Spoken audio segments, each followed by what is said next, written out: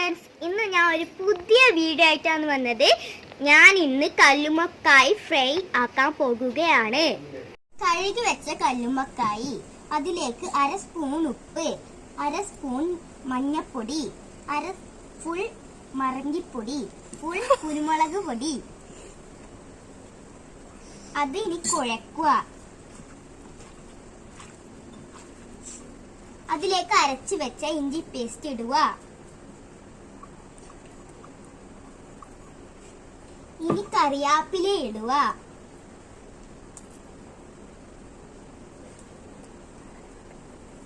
ഇനി നാരങ്ങ പിഴിയുക.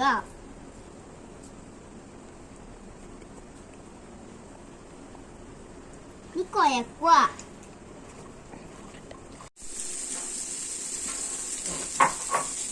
Hello friends, നമ്മളെ കല്ലുമ്മക്കായ് അങ്ങനെ റെഡി ആയിക്കൊണ്ടിരിക്കുകയാണ്.